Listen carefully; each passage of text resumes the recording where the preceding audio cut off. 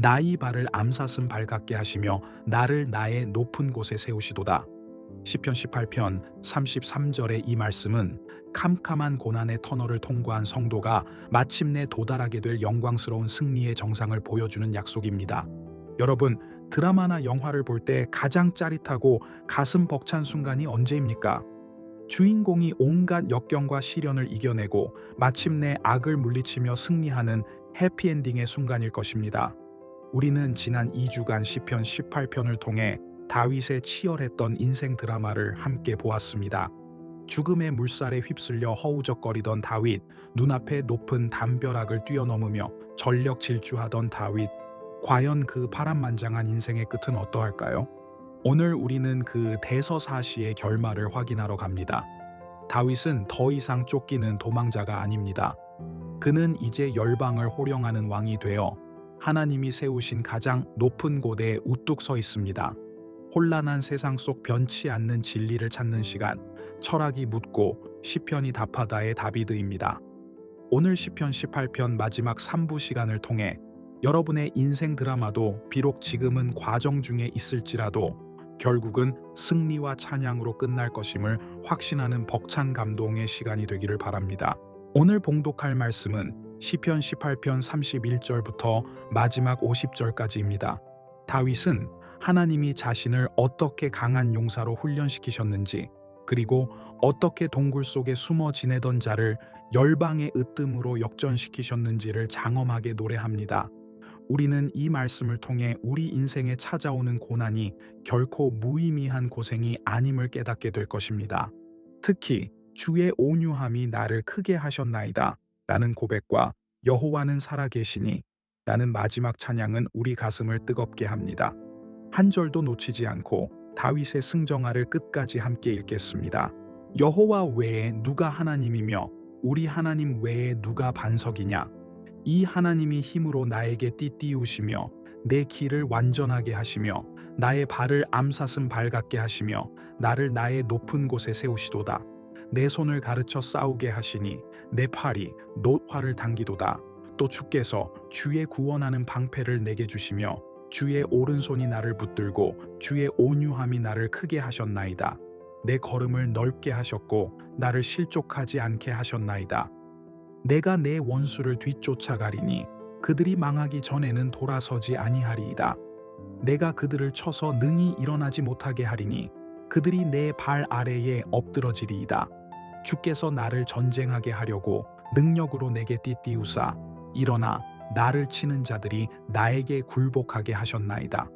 또 주께서 내 원수들에게 등을 내게로 향하게 하시고 나를 미워하는 자들을 내가 끊어버리게 하셨나이다. 그들이 부르짖으나 구원할 자가 없었고 여호와께 부르짖어도 그들에게 대답하지 아니하셨나이다.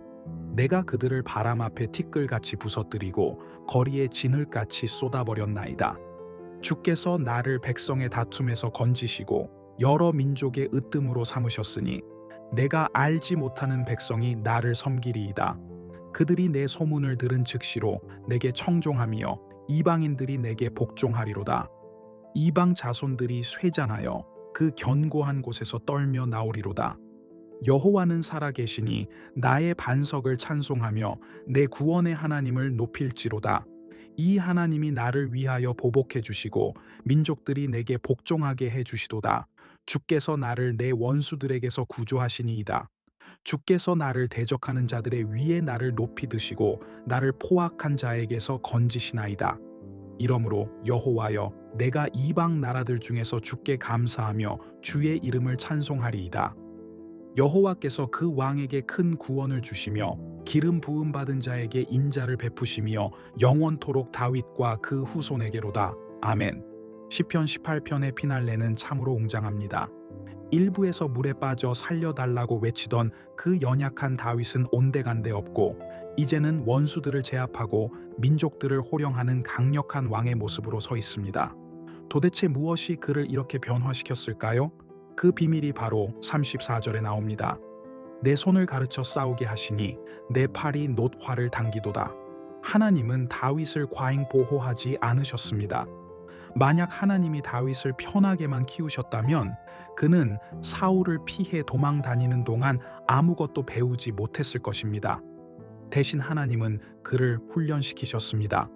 광야라는 학교에서, 고난이라는 훈련장에서 다윗의 손은 전쟁하는 법을 배웠고, 그의 팔은 일반 활이 아닌 노소에로 만든 활을 당길 만큼 강철 같은 영적 근육으로 단련되었습니다. 로마의 철학자 세네카는 도덕에 관한 서한에서 이렇게 말했습니다.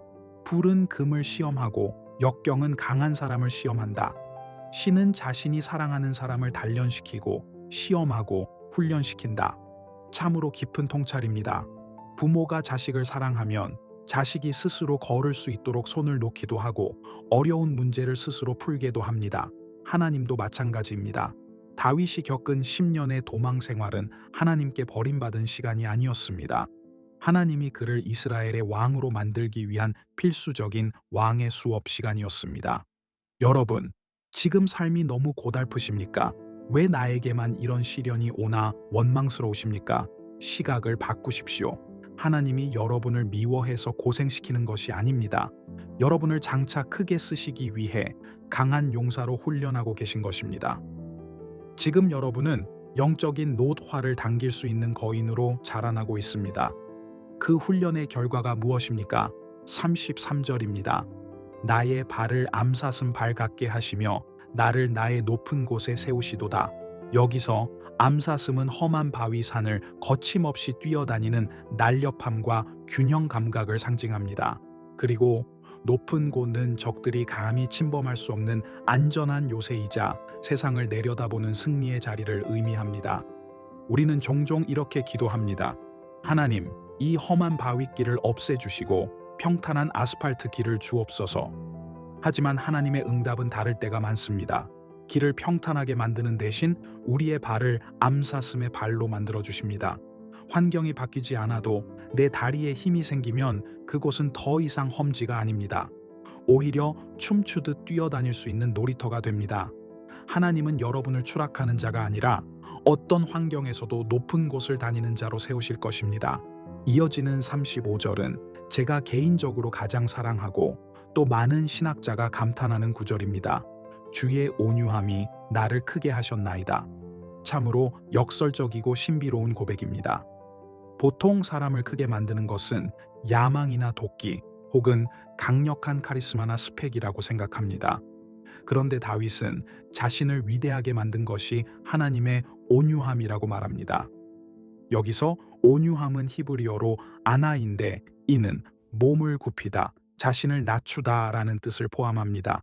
즉, 온 우주의 왕이신 하나님께서 보잘것없는 목동 다윗의 눈높이까지 몸을 굽히시고 그의 더러운 발을 씻기시며 넘어진 그를 일으켜 세워주신 그 겸손한 사랑, 바로 그 사랑이 다윗을 위대한 왕으로 만들었다는 것입니다. 사랑하는 여러분, 우리는 종종 하나님을 무서운 교관으로 오해합니다. 실수하면 벌을 주고 못하면 야단치는 분으로 생각합니다. 하지만 하나님은 우리의 눈높이에 맞춰 몸을 낮추시는 다정한 아버지이십니다. 우리를 크게 만드는 것은 채찍이 아니라 우리를 믿어주시는 하나님의 부드러운 격려입니다. 괜찮다. 다시 할 수 있다. 내가 너를 믿는다. 이 음성이 다윗을 다시 일으켰습니다. 여러분도 누군가를 크게 키우고 싶다면 윽박지르기보다 하나님의 이 온유함을 닮아 보십시오. 부드러움이 강함을 이깁니다. 이제 43절로 넘어가면 다윗의 지위가 완전히 역전됩니다. 주께서 나를 백성의 다툼에서 건지시고 여러 민족의 으뜸으로 삼으셨으니 동굴에 숨어 지내며 목숨을 구걸하던 도망자가 이제는 민족의 으뜸이 되었습니다. 알지 못하는 백성들이 와서 그에게 복종합니다. 이것은 단순히 다윗 한 사람의 성공 스토리가 아닙니다. 장차 오실 예수 그리스도의 승리를 예표하는 것이며 동시에 그분을 따르는 성도들의 미래를 보여주는 것입니다. 십자가에서 비참하게 죽으신 예수님을 하나님께서 지극히 높여 만유의 주가 되게 하신 것처럼 고난받는 성도들의 끝은 반드시 높아짐입니다. 하나님은 바닥에 떨어진 여러분의 인생을 들어 올려 세상이 우러러보는 영광스러운 자리에 앉히실 것입니다. 이것이 성도의 정해진 운명, 해피엔딩입니다. 마지막 46절에서 다윗은 벅찬 가슴으로 외칩니다. 여호와는 살아계시니 나의 반석을 찬송하며 내 구원의 하나님을 높일지로다. 러시아의 대문호 톨스토이는 그의 저서 매시왁 참회록에서 인생의 허무 끝에 하나님을 만나고 이렇게 고백했습니다. 신을 아는 것과 사는 것은 같은 일이다. 신은 삶 그 자체다. 다윗에게 하나님은 머릿속에 있는 관념이나 성전 안에 갇혀 있는 신이 아니었습니다. 여호와는 살아 계시니 이것은 다윗의 세포 하나하나가 외치는 생생한 증언입니다. 내 삶에 구체적으로 개입하시고 나를 위해 싸우시고 나를 왕의 자리에 앉히신 그 하나님이 시퍼렇게 살아계셔서 지금도 역사하고 계시다는 것입니다. 사랑하는 성도 여러분, 우리의 신앙생활은 죽은 신을 추모하는 종교 행위가 아닙니다. 살아계셔서 지금도 내 옆에서 숨쉬고 계신 하나님과 동행하는 것입니다. 그렇기에 우리의 결론은 찬송일 수밖에 없습니다.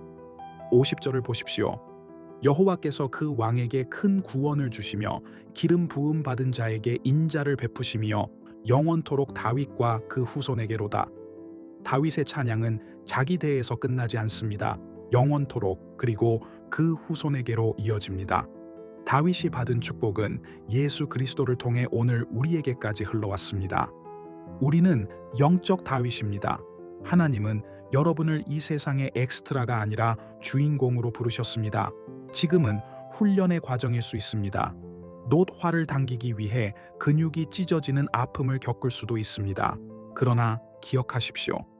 인생이라는 영화의 엔딩 크레딧이 올라갈 때 여러분은 가장 높은 곳에 서 있을 것입니다. 그리고 주님이 하셨습니다. 라고 찬양하게 될 것입니다. 오늘 다윗의 승정아가 여러분의 노래가 되기를 바랍니다. 패배주의를 벗어버리십시오. 여러분은 승리하도록 지명된 사람들입니다. 암사슴처럼 가볍게 높은 곳을 향해 뛰어오르는 오늘 하루가 되시기를 축복합니다. 이제 우리를 높은 곳에 세우시는 위대한 하나님께 승리의 기도를 드리겠습니다. 잠시 가슴을 펴고 당당한 마음으로 함께 해주십시오. 살아계셔서 역사하시는 위대하신 하나님 아버지, 오늘 시편 18편의 마지막 말씀을 통해 고난받던 다윗을 열방의 으뜸으로 세우시는 하나님의 놀라운 역전 드라마를 보았습니다. 우리 인생의 결말도 이와 같이 영광스러울 것을 믿으며 미리 감사를 드립니다. 주님, 때로는 인생의 훈련이 너무 고달파서 주저앉고 싶을 때가 있었습니다. 그러나 그 모든 과정이 우리 손을 가르쳐 영적 전쟁에서 승리하게 하시는 하나님의 사랑 수업이었음을 깨닫습니다. 이제는 불평 대신 감사함으로 훈련을 받게 하시고 세상의 시련을 뚫고 놋화를 당길 수 있는 강인한 믿음의 용사로 거듭나게 하옵소서. 험한 산 같은 인생길을 걷는 성도들에게 암사슴의 발을 허락하여 주시옵소서. 환경이 어렵더라도 주저앉지 않고 그 위를 춤추듯 뛰어넘게 하시고 마침내 주님께서 예비하신 높은 곳, 그 승리의 정상에 우뚝 서게 하옵소서. 주의 온유함이 우리를 크게 하셨음을 기억하며 우리도 세상 속에서 겸손과 온유함으로 하나님의 위대하심을 드러내게 하옵소서. 여호와는 살아계시니 다윗의 이 외침이 우리의 매일의 간증이 되게 하옵소서. 살아계신 하나님을 찬양하며 우리에게 주신 구원의 기쁨을 자녀들에게 그리고 이웃들에게 영원토록 전하는 복된 인생이 되게 하옵소서. 우리에게 최후의 승리를 주시는 예수 그리스도의 이름으로 기도드립니다. 아멘. 오늘 묵상을 통해 여러분의 마음에 승리의 팡파르가 울려 퍼지셨기를 바랍니다. 여러분은 높은 곳에 설 하나님의 사람입니다. 저는 영상을 보시는 구독자 여러분을 위해 매일 새벽 기도하고 있습니다. 여러분의 삶에서 승리하고 싶은 영역이나 하나님께 드리고 싶은 찬양이 있다면 댓글이나 영상 설명란에 구글 폼으로 보내주십시오. 삶의 무게가 느껴지는 화요일과 목요일, 그리고 영혼의 안식이 필요한 주일, 저는 일주일에 3번 이 자리에서 말씀의 등불을 켜고 여러분을 기다리겠습니다. 다음 시간에는 하늘이 하나님의 영광을 선포하고 라는 웅장한 자연 찬양으로 시작하여 말씀의 달콤함을 노래하는 시편 19편으로 깊은 은혜를 나누겠습니다. 시편 18편 3부작의 긴 여정을 함께해 주셔서 감사합니다. 오늘의 묵상이 여러분을 가장 높은 곳, 가장 영광스러운 자리로 인도하는 이정표가 되었기를 간절히 기원합니다. 여러분의 끝은 승리입니다. 감사합니다. 아멘.